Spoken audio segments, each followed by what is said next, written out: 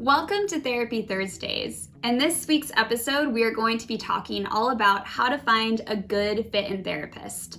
Often, this journey is already really anxiety-provoking for people. It may have taken you some time to even consider doing therapy. So I want to make it the easiest process for you to find somebody who is good and give you some tips on how to find a good therapist in your local community.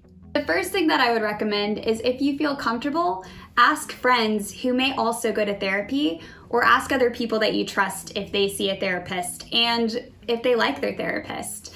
Now, I realize that you may not throw it up on your Facebook that you're looking for a therapist like you would a hairstylist or something else, but definitely ask around and see if you have anybody that you know that has had a good experience with a therapist.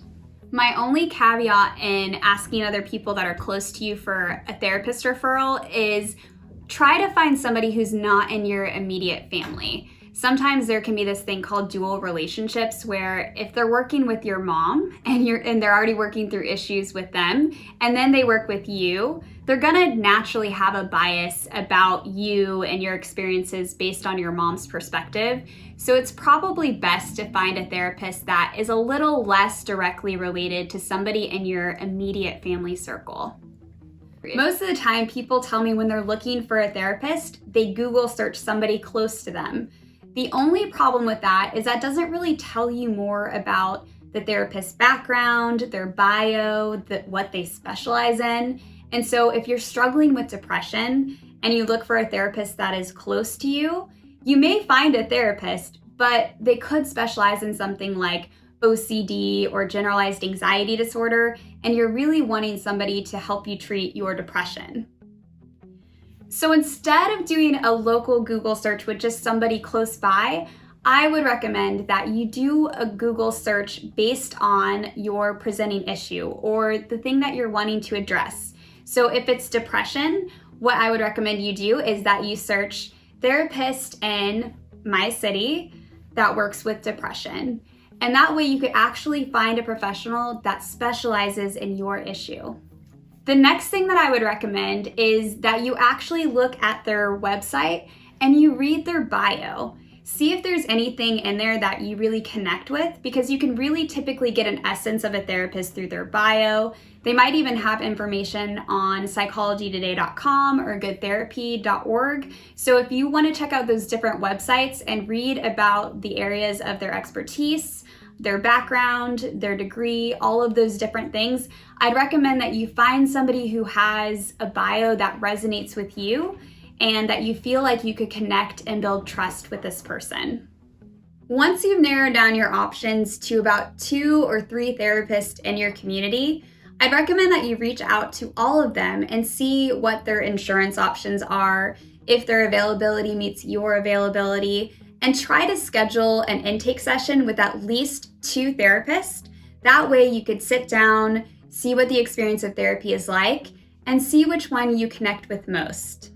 An intake session is where you have your first session with the therapist. Typically, you'll review paperwork, you'll sign consent forms, they'll talk with you about HIPAA and the limits of confidentiality, and then they'll ask you questions to get to know you more, and it's also your opportunity to ask the therapist questions to get to know if they're a good fit for you.